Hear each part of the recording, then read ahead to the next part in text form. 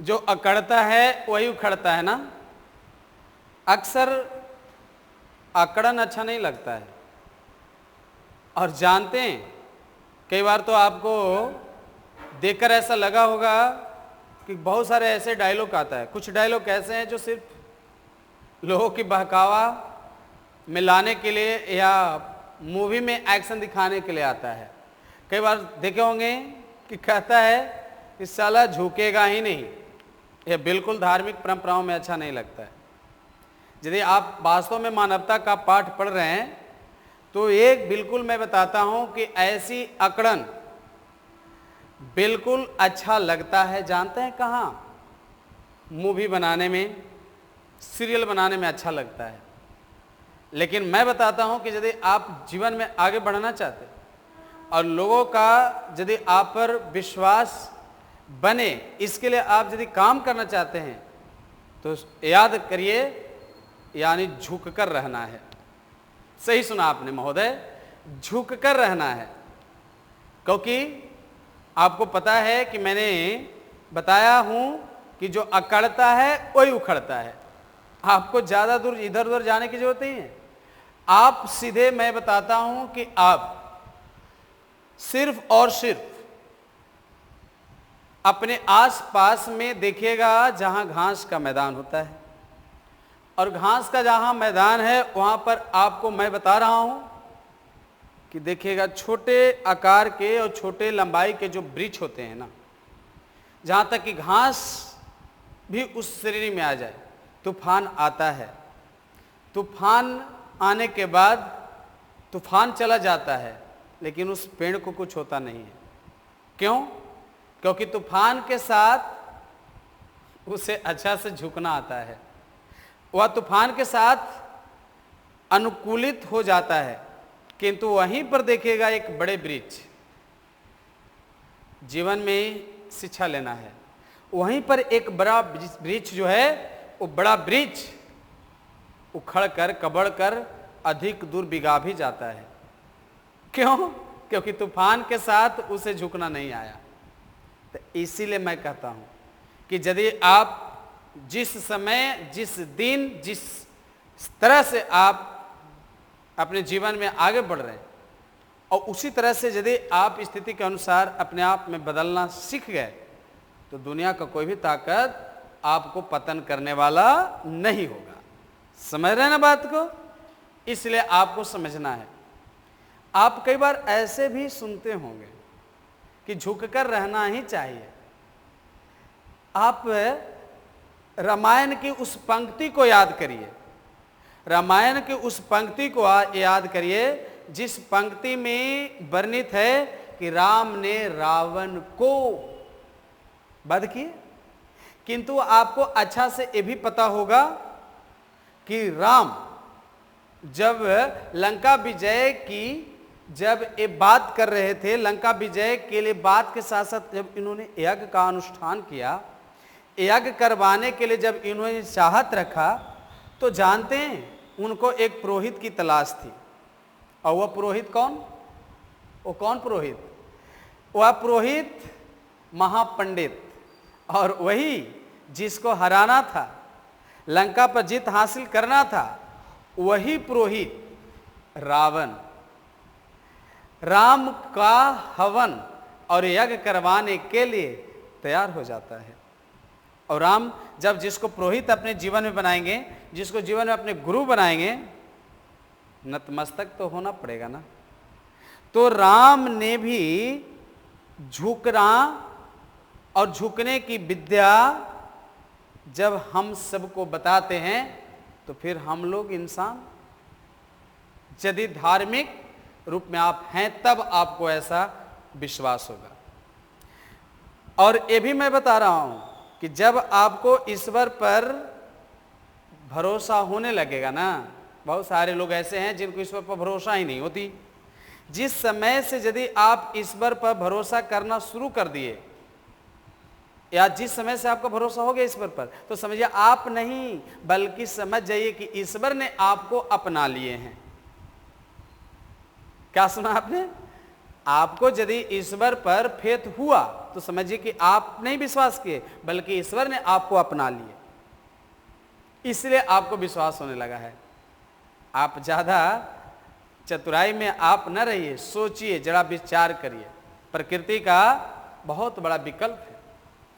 और ये मैं ईश्वर नहीं वो नहीं कर रहा हूं कि जो ईश्वर जो हमारे मूर्तियां जो प्रतिमा दिख रहे हैं, मैं उनकी बात नहीं कर रहा हूं। यह प्रकृति जो है ना, यह प्रकृति का जो बोझ है, प्रकृति को जो संचालन हो रही है, सुबह दोपहर शाम रात सुबह हो रहा है, ये कहीं न कहीं इसका संचालन में इसका रिमोट कोई और ले रखा है साहब। इसलिए आप जीवन में जरूर विश्वास करिए और झुककर आगे बढ़िए, सफलता ही सफलता मिलेगा। समझ रहे बात को? और भी बातें आपको मैंने ये संवाद दिया राम और रावण का, तो राम ने भी झुककर और अभिवादन किए, उनके आराधना स्तुति किए, वंदना भी किए, और फिर उन्हीं को वध करके लंका विजय भी प्राप्त किए। आप समझ गए होंगे बात को? इसलिए जीतना चाहते हैं कि जिताना चाहते हैं, आप खुद सोच लीजिए। यदि आप जितना चाहते होंगे ना, तो नतमस्तक जरूर रहिएगा। और आगे की बात सुनिए, आप अपने सफलता का क्रेडिट स्वयं पर मत लीजिएगा। नेक्स्ट जो बात है आप लोग को मैं बता रहा हूं, यदि आप कोई भी कार्य में सफल हो रहे हैं, तो इसका क्रेडिट, समझ रहे होंगे बात को, अपने आप को मत दीजिएगा कि मैं वे हूं, मैं वो हूं। कभी ऐसा मत करिएगा, क्योंकि आपको अच्छा से पता है, जब आकलन करिएगा ना, तो मैं बताता हूं कि आपका सफलता में न जाने आपके पीछे कितने लोगों का यानी साथ रहा है। और ये भी आपको संवाद से सीखना चाहिए। आप तो अच्छा से जानते होंगे कि लक्ष्मण जी को जब लगा शक्तिवान, तो संजीवन बूटी किसने लाए? हनुमान जी। सही आपने सुना, सही आप समझे। तो हनुमान जी जब आए तो कभी वह अपना डिंग डांग मत न किए राम जी के पास कि बताइए, उन्होंने ऐसे कहा कि आप क्या जानते हैं, इस संसार में तो कोई ऐसा है, मैंने ही तो ऐसा किया, हमारे सिवाय संसार में है और कौन, जो संजीवनी बूटी लाने के लिए पहाड़ों को भी उठा लाया। आपने कभी सुने इसका जिक्र है कहीं पर? नहीं सुने होंगे, इसका कहीं भी जिक्र नहीं है। लेकिन ये बात को जरूर आप मानिए कि फिर आते हैं और राम जी का चरण पकड़ते हैं और बोलते हैं कि यह सब आपकी कृपा से संभव हुआ है साहब। प्रभु, ये जो भी संभव हुआ है वो आपकी दया और दृष्टि और कृपा से संभव हुआ है। उन्होंने सफलता का। लेकिन आजकल हम लोग क्या करते हैं? कल हम लोग क्या करते हैं? एक फुटबॉलर को आप देखिएगा, खेल के मैदान में फुटबॉलर को देखिएगा, 11 खिलाड़ी होते हैं फुटबॉल के मैच में, और 11 खिलाड़ी मिलकर के अपना लक्ष्य को पूरा करता है, गोल पूरा करता है। अब जो गोल पूरा करता है वो आगे होता है, शायद उसका फॉरवर्ड, नाम आप जानते होंगे। यदि फॉरवर्ड है और गोल के पास है, गोल किया ही है, तो इसका श्रेय सिर्फ वो अपने आप को लेता है, तो उसकी मूर्खता न है तो क्या है?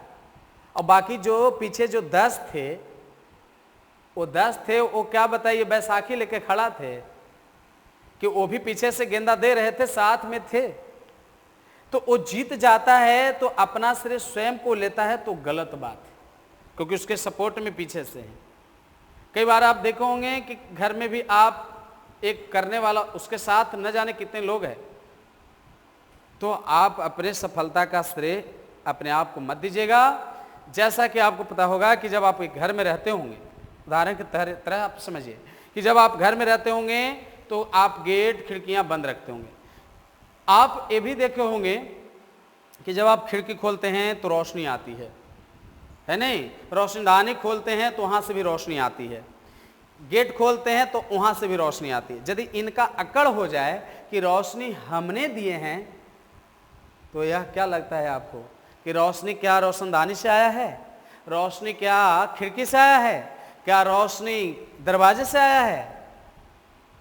कि रोशनी सूरज के प्रकाश से आया है? खुद आप यहां पर रिजल्ट निकाल लीजिए। रोशनी का स्रोत कहां से है? सूरज के प्रकाश से है। तो ये जो तीनों जो चिल्ला रहे थे कि रोशनी हमने दिया, प्रकाशित हमने किया, यदि सूरज ही नहीं होता तो प्रकाश कहाँ से मिलता। इसलिए आप जीवन में हमेशा यदि आप तरक्की करना चाहते हैं तो कभी भी अपने आप को ऐसा मत समझिए कि मैं ही एक काम कर रहा हूँ। ये यदि सोच आपको है तो गलत सोच है, क्योंकि आपको ये पता होगा, अच्छा से पता होगा ये बात कि यदि आप में ये जिस दिन अकड़ आ गई ना, आप पतन की ओर जाने लगिएगा। इसलिए सबका साथ है आपके साथ, तब आपकी विकास हो रही है। आप ये बताइए कि जिस रूम में रहते हैं वहां पर आप एक बल्ब के पास जाते हैं, बल्ब ने कहा मैंने ही प्रकाश दिया। पंखा के पास गए, हवा हमने दिया। बिजली कहे कि बताइए यदि हम ही चले जाएं तो क्या होगा। इसलिए जो आप सफलता हासिल कर रहे हैं उसके पीछे श्रेय किसी और का है, और यदि आप सफल हो रहे हैं तो सुंदरता की बात है, खुशी की बात है। लेकिन आप हमेशा लोगों के साथ होइए, साथ रखिए, क्योंकि साथ से आपका विकास हो। जब आपको जानते हैं, कई बार जब आगे की बातों को जोड़िएगा तो कई बार जानते हैं आपको लोग बहकावे में ले आन करके वाह वाह कह के और आपको बताइए न जाने कहाँ पहुँचा देते हैं, और उस चक्कर में बताइए आप फिर पता चलता बाद में कि क्या हुआ। जैसे कि एक बाबा बहादुर की कहानी सुने होंगे कि स्टेशन पर एक बेचारा काफ़ी लगेज लिए हुए था। वह बताइए सिर पर भी बताइए उसकी बहुत सारी वस्तु रखे था, हाथ में कंधे में भी टांगा था, हाथ में भी बताइए लगेज था। और ट्रेन धीरे धीरे धीरे देखे होंगे स्टेशन पर कि ट्रेन जब चलने लगती है कुछ पैसेंजर पीछे पड़ जाते हैं, और ट्रेन जब खुलने की स्थिति में आती है धीरे धीरे ट्रेन खुलती है। अब ट्रेन जब धीरे धीरे खुल रही थी तो ये बेचारा जो स्टेशन पर जो भारी सामान लिए हुए था, हाथों में था, कंधा में भी था, सिर पर भी था, वो भी बेचारा धीरे धीरे चल रहा था। अब इसे देखकर कुछ ट्रेन के बोगियों में से, कुछ उसके गेट पर से लोग चिल्लाने लगे, क्योंकि उनको पता था कि इसको ट्रेन पकड़ना है। अब चिल्लाने लगे वो लोग कि वाह बहादुर वाह वाह, वाह बहादुर वाह वाह। अब वाह वाह के चक्कर में वो बेचारा आकर लगा कि अब हम रुके कैसे, क्योंकि वाह वाह के चक्कर में वो बेचारा दौड़ते दौड़ते सामान रखा, किसी ने हाथ दिया, अपने बोगी में बुलाया, उसको बैठाया, सामान को रखवाया, पसीना को पोंछा, कुछ पानी लोग पिलाए, कोई चाय वाले को बुलाए, सारा चीज उसको प्रबंध किया। लेकिन फिर भी वो बेचारा उदास था, क्योंकि बाबा के चक्कर में वो चढ़ गया था। पूछा कि फिर भी आप उदास क्यों हो, क्या आप थके हो कि और कोई बात है। वो बेचारा कहा कि बात कुछ और है, हमें नहीं ट्रेन पर चढ़नी थी, वाह वाह के चक्कर में हमने ट्रेन पर चढ़ गई, क्योंकि जिनको जाना था वो स्टेशन पर ही छूट गए। तो आपको समझ में आना होगा कि ये जो दुनिया जो आपको वाह वाह के चक्कर में जो रख रहा है ना, वो आपको एक दिन बेच देने के लिए तैयार है। इसलिए कि आपको समझना होगा। कई बार आप देखते होंगे कि सामूहिक कार्यस्थलों पर कुछ अनुचित लोग कार्य करते हैं। रात्रि का जो प्रोग्राम रखते हैं तो कुछ अनुचित ढंग से प्रोग्राम रखते हैं, जिसका कोई वास्तविक अर्थ नहीं निकलती है, और उसमें आप क्या करते हैं, हाथ बटाते हैं। कितना वाह वाह किया, मतलब आपका सवासी दिया, आप 1000-2000 रुपये चंदे के रूप में आप दे देते हैं। उसके बाद रिटर्निंग क्या आपको आने वाला है, वाह वाह के चक्कर में ना जानते हैं कहाँ चले जाएंगे। इसलिए आपके बारे में सिर्फ चिंतन करने वाले आपके सिर्फ और सिर्फ परिवार के सदस्य हैं। इसलिए आप हमेशा जो उचित लगे उस पर निर्णय लीजिए, अन्यथा जो अनुचित लगे उस पर आपको निर्णय लेने की कोई जरूरत नहीं है। और वाह वाह के चक्कर में तो कभी मत पड़िए, नहीं तो वाह बहादुर वाह वाला हाल हो जाएगा। जिसको जाना रहेगा स्टेशन पर और जिसका ना जाना रहेगा वो ट्रेन पर चले जाएंगे। तो कुल मिलाकर के मेरा जो संवाद है, यह संवाद आप लोग के लिए है, क्योंकि आप लोग को यह अच्छा सकता होगा कि रोशनी देने का काम सूरज का है। लेकिन बताइए हम लोग सोचते हैं कि यदि खिड़कियां से आती है गलत बात। यदि आप झुकना सीख गए तो विकास आपका सुनिश्चित है, और यदि आप जीवन में जगह जगह पर निर्णय लेना भी सीख गए तो आपका भी सफलता सुनिश्चित है। तो इन बातों के साथ हम आपके इस सेशन में जुड़कर आपको एक से बढ़कर एक वीडियो तैयार करते हैं। और भी आप लोग को यदि कभी भी उदासी बने, कभी भी आप थोड़ा सा उदास रहने लगें तो आप हमें कमेंट करिएगा। सत्य दर्शन मगध पर भी आप हमारा वीडियो को देख सकते हैं, और वहाँ से भी आप सारा फ़ायदा और लाभ उठा सकते हैं। फिर अपने सेहत का ख्याल रखिए। फिर मिलेंगे नए वीडियो के साथ। जय हिंद।